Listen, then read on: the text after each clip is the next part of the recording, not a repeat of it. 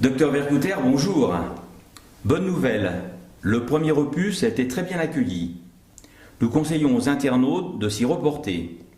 Mais avant tout, je voudrais dédier cet opus au petit Livio, 2 ans, qui en Corrèze est gravement handicapé à vie suite au vaccin. Un drame parmi d'autres, innombrables. C'est pour éviter tous ces drames qui ruinent des vies que nous nous engageons ici même. Mais revenons à ce second opus qui va faire le point sur l'aspect obscur de l'affaire et qui devrait remettre les choses et les gens à leur place. Car avant d'aborder la partie plus technique et scientifique, comme la composition des vaccins ou le constant phénomène de commutation, je crois que vous souhaitez tout de suite régler son sort au volet collusion, corruption économique et politique, indissociable de l'histoire des vaccins. Attention toutefois, car le terrain est miné. Pourtant, c'est vrai que sans cette approche, on ne peut pas comprendre comment on en est arrivé là. Il y a, semble-t-il, des comportements pour le moins étonnants de la part des autorités de santé. On pourrait même se demander si autorité il y a, et si oui, à quel niveau les situer. Dans ces conditions, on peut s'interroger sur ce qu'ils trament dans notre dos et ce à quoi il faut nous attendre. Qu'en pensez-vous, docteur ? Comme vous allez le voir, c'est très grave si on les laisse faire. En effet, après avoir sous-estimé pendant une vingtaine d'années la montée d'un sentiment de défiance à l'égard des vaccins que l'on peut situer au début des années 1990 avec le vaccin hépatite B, et souvent balayé d'un revers de main les inquiétudes sur les effets secondaires graves, notamment neurologiques observés, les autorités sanitaires se trouvent aujourd'hui acculées au débat et aux propos contradictoires ainsi qu'aux controverses au sein même de ces mêmes autorités. Les uns, tels le professeur Fleuret, actuel président du comité technique des vaccinations, sont favorables à la levée de l'obligation vaccinale, tandis que d'autres s'y opposent. C'est le cas notamment de l'Ordre des médecins et de l'Académie de médecine qui, lors de leur réunion du 2 février 2016, ont émis des réserves quant à l'intérêt de l'obligation de lever le régime obligatoire, obligation qui pourtant est au cœur de la méfiance et dont la levée ne serait pas, selon eux, la solution. Tandis qu'un système uniquement recommandé pousserait les usagers à croire que les vaccins ne sont que facultatifs, ce qui remettrait en question l'intérêt même de ce geste qu'ils qualifient de préventif sans preuve à l'appui, puisque aucune étude scientifique n'a apporté la preuve de l'efficacité d'une quelconque vaccination et que les officiels, les laboratoires ne savent même pas comment les vaccins fonctionnent. C'est le cas, selon l'expression du docteur Salizo de l'Institut, de Sanofi Pasteur. C'est pourquoi l'Académie de médecine est en faveur maintenant d'un changement de terminologie, en faisant un peu de sémantique. C'est-à-dire qu'ils émettent la proposition d'une liste de vaccins exigibles. Que veut dire des vaccins exigibles ? On supprime les vaccins obligatoires, on supprime les vaccins recommandés, donc il faut trouver un autre terme. Et comme le mot obligatoire passe mal, eh bien on pond des vaccins exigibles. Et c'est ce que dit textuellement l'Académie de médecine. Nous émettons la proposition d'une liste de vaccins exigibles puisque le terme d'obligation passe mal. Ce terme ouvre la voie à une législation moins lourde. Élargir la liste des vaccins obligatoires suppose un changement du Code de la santé publique. Vous noterez, s'ils parlent d'élargir la liste des vaccins obligatoires, c'est qu'ils envisagent réellement d'augmenter le nombre des vaccins obligatoires. Mais sans le mot obligatoire, d'où le mot exigible. Parce que si on reste sur le mot obligatoire, il faut changer le code de la santé publique. Donc pour faire plus simple, dixit Pierre Béguet, l'actuel président de l'Académie, eh bien il faut utiliser le mot exigibilité qui relèverait du décret, voire peut-être du 49.3. Ce qui est certain, c'est que l'Assemblée nationale et le Sénat seraient ainsi exclus de toute discussion, le gouvernement s'appropriant les pleins pouvoirs. On s'éloigne de plus en plus de la démocratie sanitaire, mais ça nous aurons l'occasion d'y revenir après. Entendons-nous bien, une liste de vaccinations exigibles par décret, hors contexte législatif, serait donc révisé périodiquement en fonction des données épidémiologiques et scientifiques, voire des indices boursiers. 6, 7, 8 vaccins, voire plus, pourquoi pas le vaccin contre le virus Zika, contre la dengue, le chikungunya, etc., etc., pourraient donc être exigibles, c'est-à-dire obligatoires, au lieu des 3 actuellement qui, eux, ne sont plus commercialisés depuis 2008. Cherchez l'erreur. Précisons que devant l'opposition des parents à la vaccination, l'ordre des médecins recommande aux médecins d'insister pour venir à bout de cette attitude irréfléchie selon les propres termes du Conseil de l'ordre. C'est-à-dire qu'une opposition à l'obligation vaccinale constitue un acte irréfléchi. Par contre, imposer la vaccination, c'est très réfléchi. Cherchez l'erreur. Alors, avant de recourir, donc, dans le cas des enfants, aux mesures d'assistance éducative fixées par le juge des enfants, par l'intermédiaire du procureur de la République. Voilà le problème des enfants résolu selon le Conseil de l'ordre. C'est de toute évidence un abus de pouvoir et une pression scandaleuse. Absolument. Tout cela semble cacher une redistribution des cartes et des politiques. Que se cache-t-il d'inavouable derrière ces manœuvres ? C'est simple, le parti pris est la règle. Le marché des vaccins est juteux, les laboratoires omniprésents, baignant dans des conflits d'intérêts et l'opacité. Même la ministre de la Santé, Marisol Touraine, n'échappe pas à ces règles. Dans la mesure où elle a participé entre 2007 et 2009 à un débat sur l'avenir de la santé organisé par GlaxoSmithKline, et elle n'a jamais présenté ses émoluments ou ses liens d'intérêt en la matière. C'est une faute, ça, c'est illégal.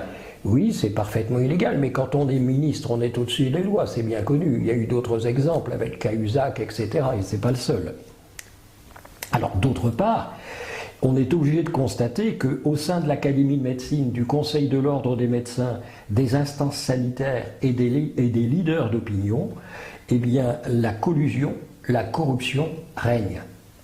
Ces derniers, les laboratoires, ne dépensent-ils pas tous les ans 57 milliards de dollars pour acheter l'opinion des leaders d'opinion. Leaders d'opinion que l'on retrouve aussi en France, soit dans les universités, soit à l'Académie de médecine, soit au Conseil de l'ordre des médecins, notamment ainsi qu'au niveau des instances sanitaires.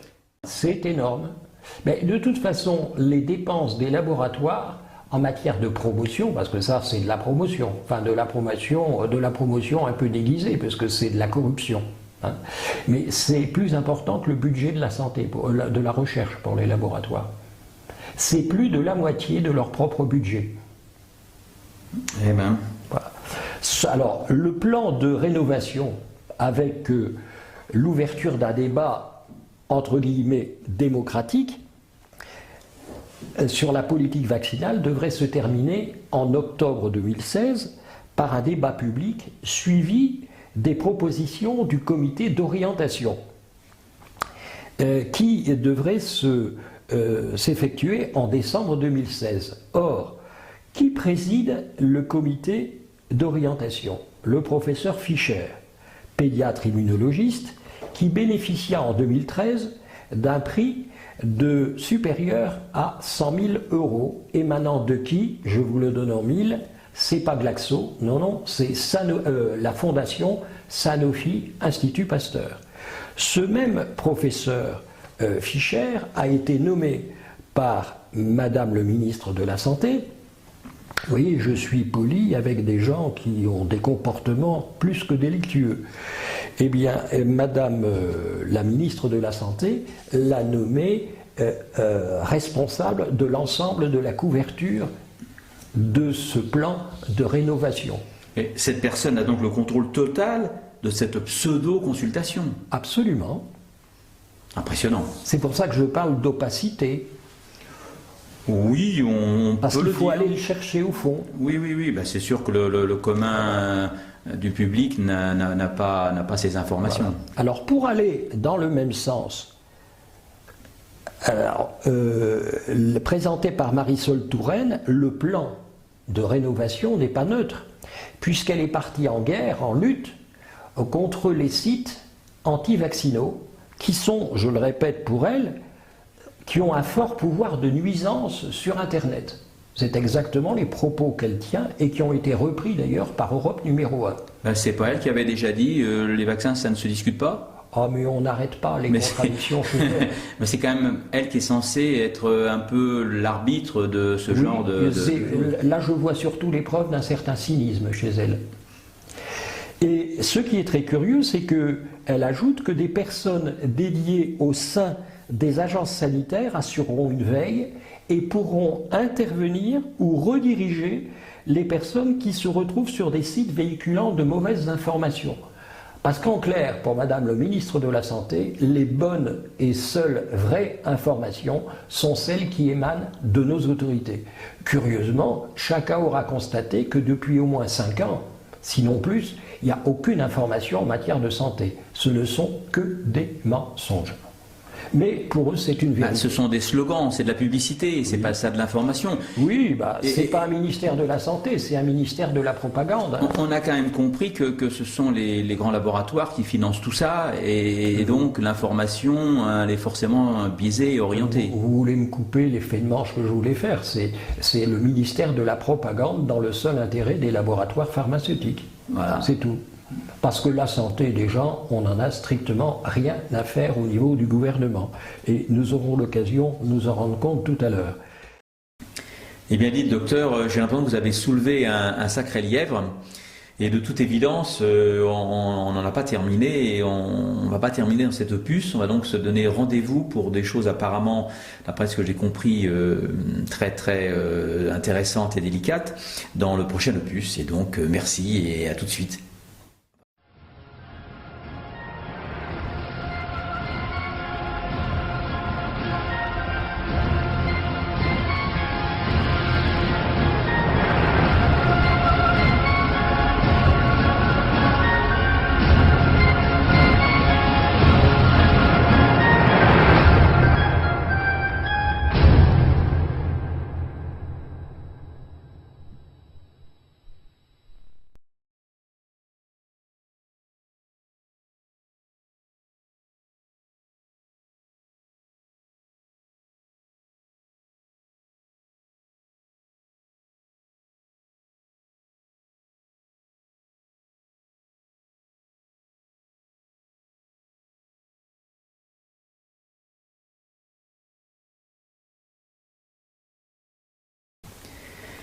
Bonjour docteur, nous voici revenus dans la suite d'un opus.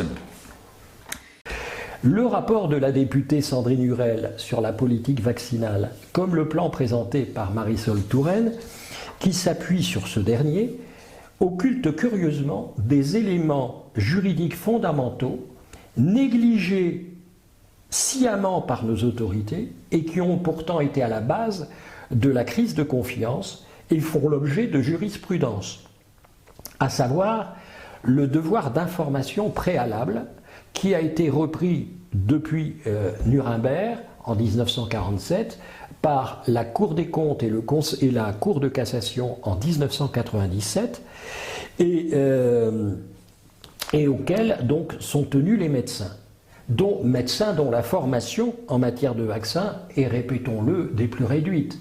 Quelques heures au cours des études universitaires. Les médecins sont donc, pour la grande majorité d'entre eux, incapables d'apporter l'information préalable nécessaire et indispensable et obligatoire. Et ils ne sont jamais poursuivis pour ce vice. Pour Germain Lacroix, et ça c'est extrêmement intéressant, Germain Lacroix est un juriste au sous-médical. Le sous-médical est une assurance réservée aux médecins. Eh bien, en 1997, en commentant les arrêts de la Cour de cassation de février et octobre 1997, Germain Lacroix s'exprimait clairement en disant que l'obligation vaccinale était hors la loi et contraire au droit.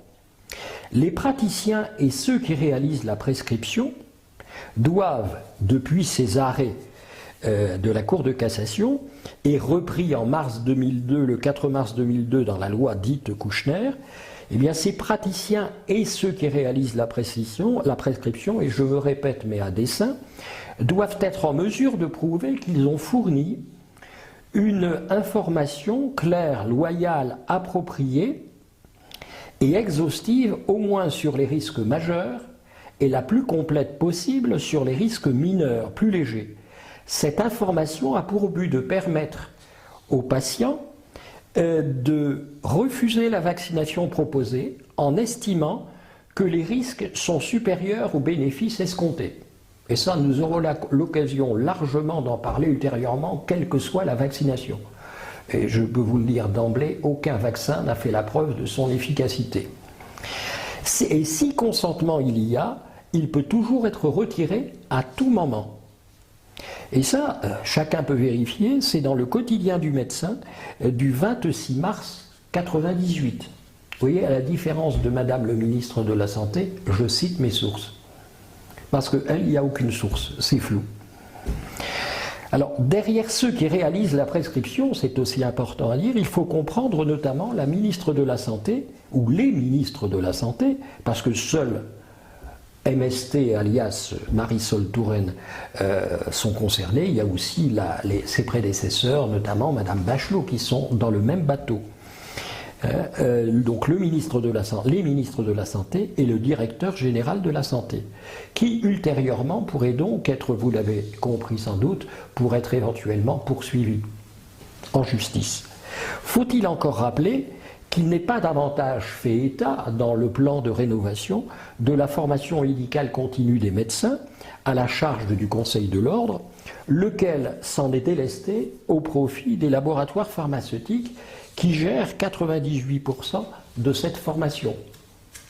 Ce que confirme d'ailleurs Madame Berthola Geoffroy, qui était le juge du pôle santé à Paris et qui est maintenant a été évincée et se retrouve donc avocate, et qui reconnaît que 98% de la formation des médecins est assurée, qui confirme que la formation des médecins est assurée à 98% par les laboratoires pharmaceutiques.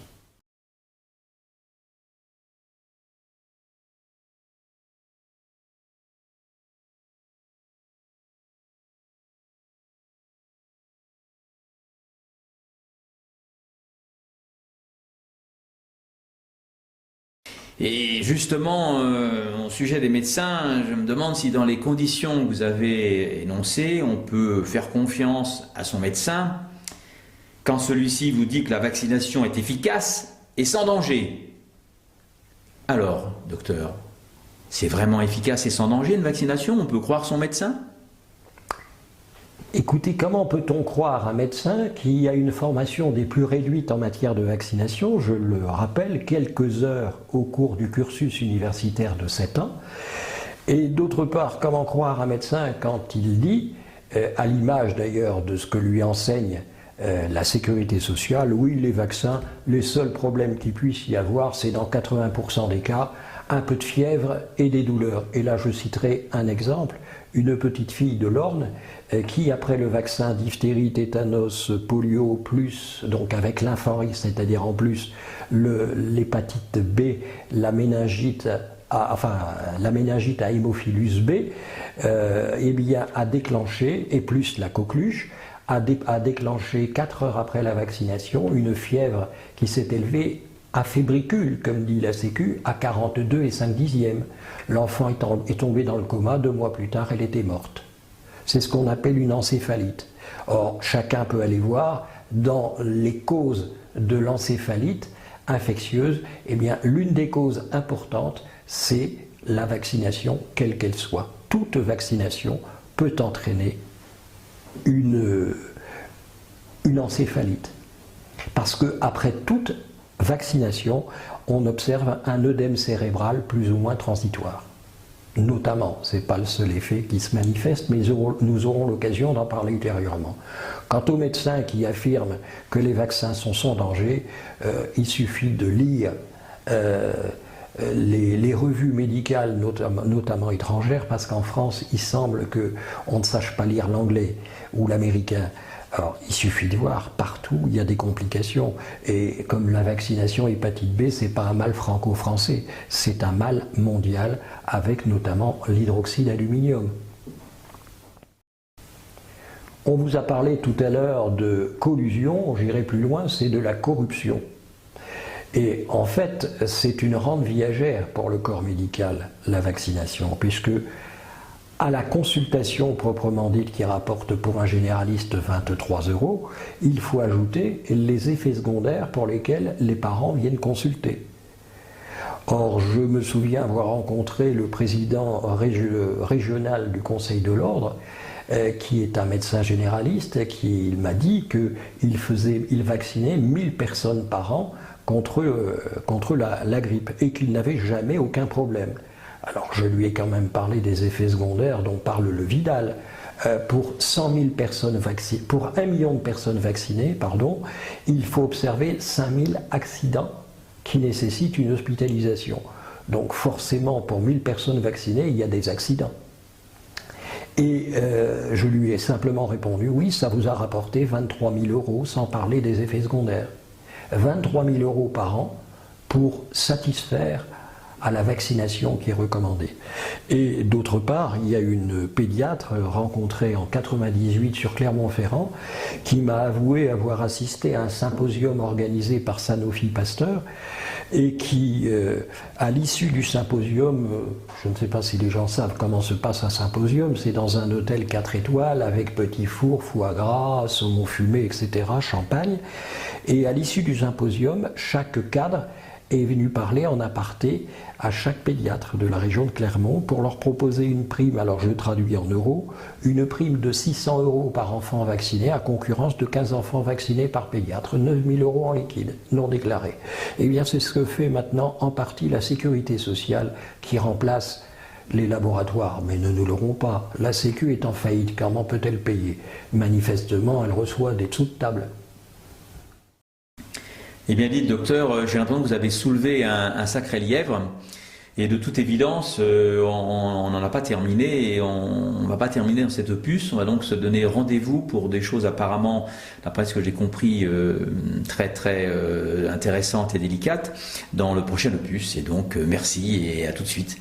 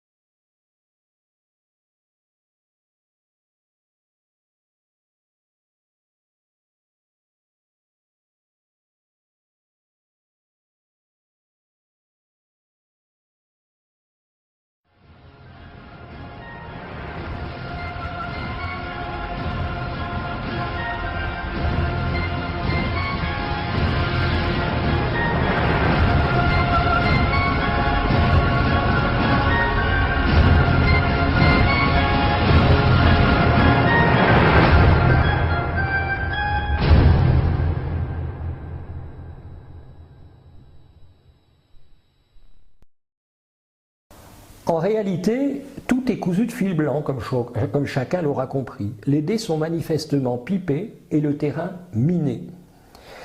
Ministre de la Santé, je dis ministre au pluriel, Ordre des médecins, institutions sanitaires satellites, académies de médecine et de sciences sont tous complices, corrompus, inféodés au lobby pharmaceutique. Il n'y a pas d'autre terme, comme le confirmait la Cour des comptes en septembre 2001 dans son analyse du budget de la sécurité sociale.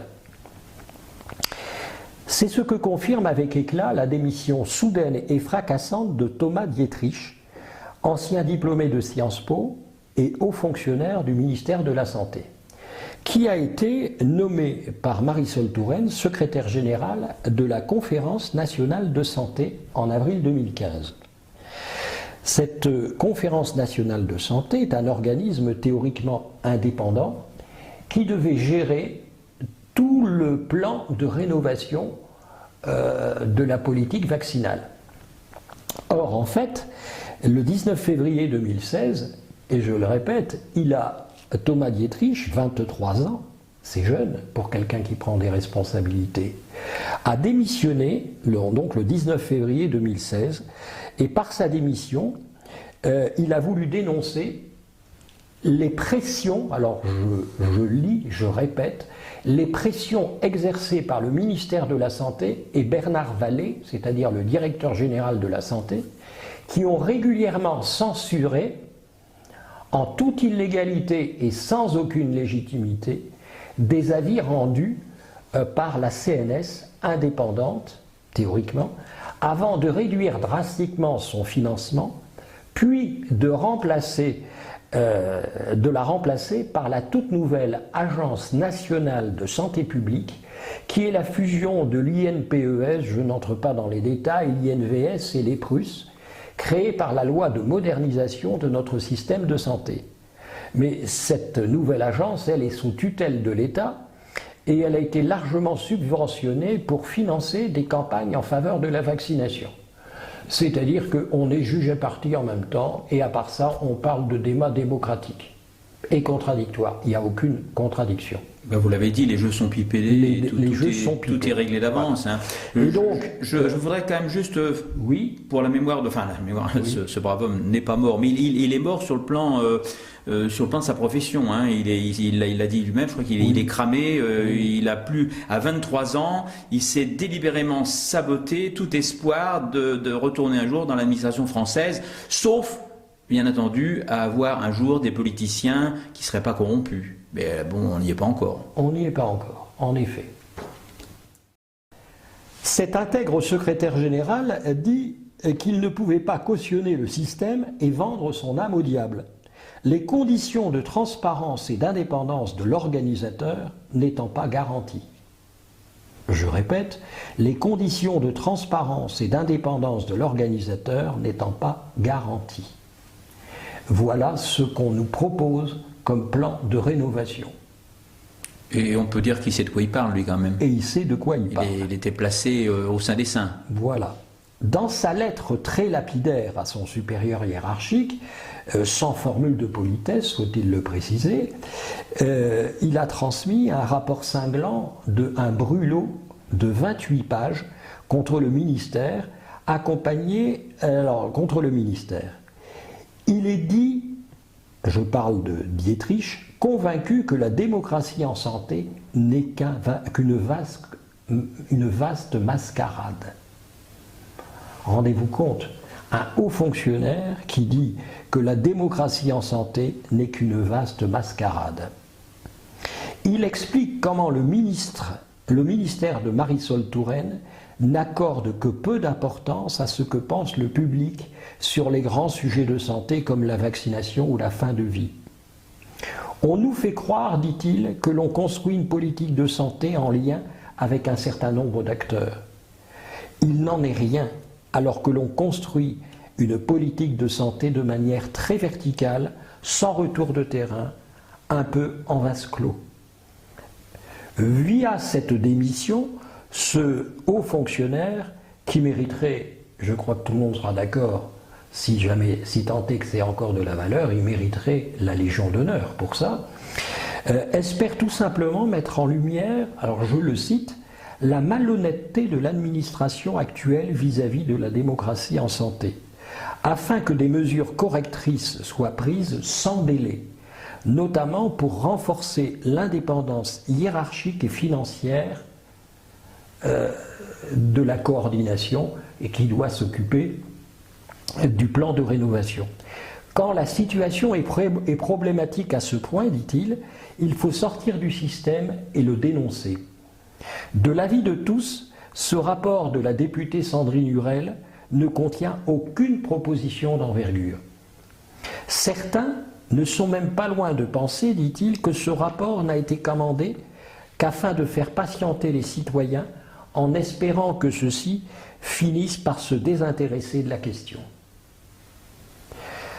Quoi qu'il en soit, rajoute-t-il, dans la foulée de la remise de ce rapport, Marisol Touraine annonça la tenue d'un débat public calqué sur le modèle que je m'étais évertué à dénoncer, et donc faussement indépendant. Je pense qu'on peut honnêtement remercier le monsieur Dietrich, qui n'est pas médecin, aux fonctionnaires d'avoir été franc à ce point-là, au point d'ailleurs de perdre sa place. C'est peut-être une nouvelle génération, espérons-le. Il va peut-être donner l'idée. On peut souhaiter qu'il fasse des petits. Enfin, il est quand même courageux. Hein. Il est très courageux. Mais docteur Vercouter, suite à ce que vous venez de dire, qui est énorme, je ne peux pas m'empêcher de penser à notre amie québécoise, le docteur Guylaine Langto, et à son livre « La mafia médicale ». On dirait bien que nous avons affaire à un groupe mafieux avec conflit d'intérêts, collusion, corruption, malversation et arrangement entre coquins. Peut-on dans ces conditions, avec de tels personnages, espérer quoi que ce soit d'honnête et de sincère pour le bien de la santé publique? Je vous le demande. Je pense avoir répondu par l'intermédiaire de M. Dietrich. Manifestement non, il ne peut y avoir de débat réellement public et indépendant que si tout doit pouvoir être mis en cause. Or, le contradictoire n'existe pas. Et j'attends, et comme les Français attendent, de la part de Madame le ministre de la Santé, des faits concrets qui nous montrent qu'elle est pour l'indépendance, ce qui n'est malheureusement pas le cas. Le comité d'orientation, composé par des personnes désignées par l'administration en place, se retrouvera immédiatement jugé parti dans l'organisation de ce débat qui perdra toute indépendance. C'est ce que l'on disait tout à l'heure, c'est de parti pris.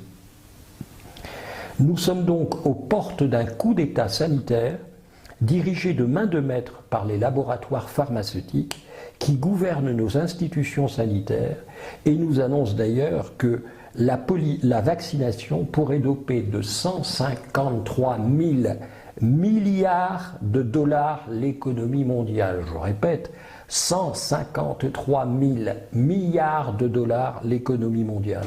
Non pas dans l'intérêt de la santé, parce qu'après tout, si la santé s'améliorait, oui, mais ça n'est pas le cas. C'est pour rendre les gens plus malades. Ce qui fait dire à certains que c'est un véritable génocide que l'on prépare. C'est-à-dire, je pense que quand on a donné une somme pareille, 153 000 milliards, là, ça débat, on n'arrive pas à imaginer.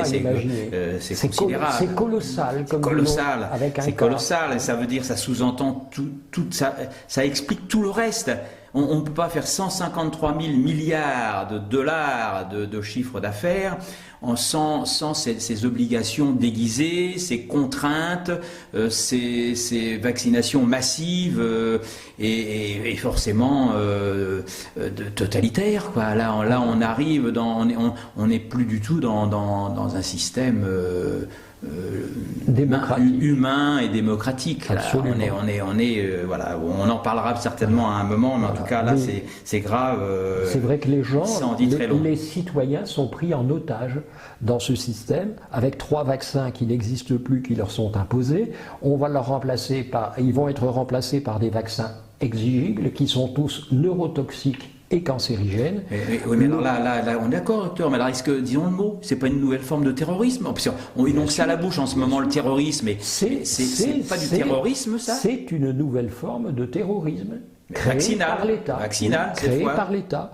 Le comble, c'est aussi de poursuivre en justice ceux qui refusent ces obligations qui sont hors la loi.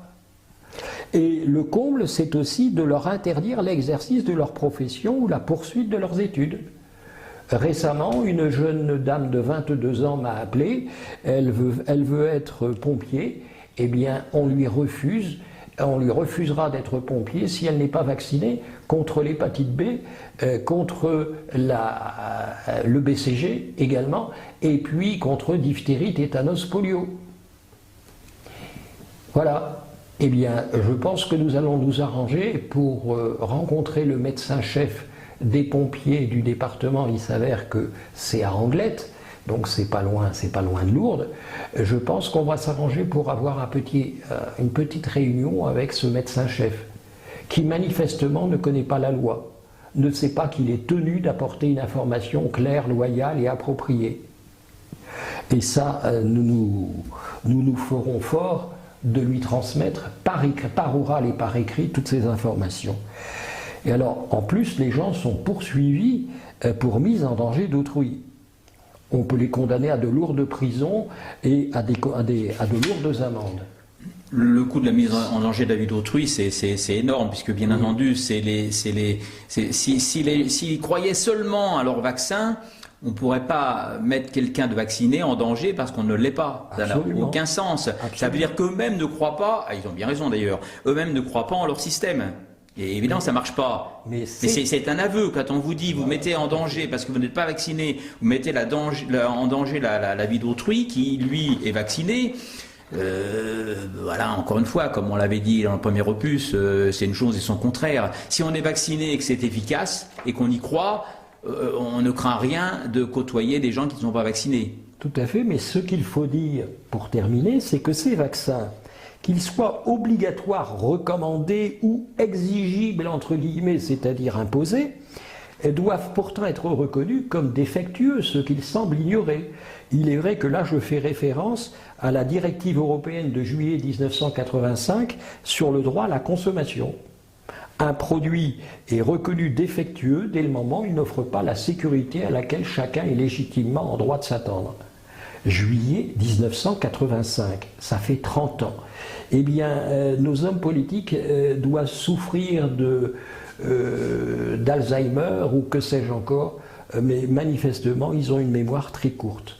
Et les responsables de toutes ces forfaitures, parce que on pourrait refaire la liste, mais on ne va pas recommencer, hein, il suffit de s'y référer, eh bien tous les responsables de ces forfaitures devraient faire à minima l'objet d'une enquête de l'IGAS, c'est-à-dire de l'Inspection Générale des Affaires Sanitaires.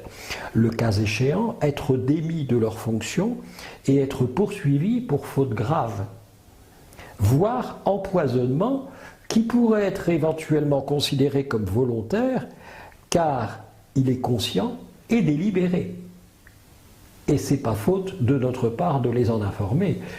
Quand j'étais reçu parmi 130 personnes par Madame Hurel, elle m'avait dès le départ demandé si je ne voyais pas d'inconvénient à ce qu'elle enregistre la conversation. Je lui ai dit pas de problème, à charge de revanche, Madame la députée, que vous me transmettiez un double de cet enregistrement. Et je lui ai transmis une centaine de pages de documents scientifiques, notamment 3 pages sur le devoir d'information. Elle n'a rien transmis, aucun de ces documents, à la ministre de la Santé. Rien. Moi, je peux vous dire, pour avoir passé 10 ans au sein des saints, que les producteurs de vaccins en savent au moins autant que nous. En fait, plus, puisqu'ils connaissent leurs secrets de composition, y compris donc les composants cachés, et que tous les acteurs de cette filière savent très bien ce qu'ils font. Mais il est temps de se donner rendez-vous au prochain opus. Merci, docteur. Bon.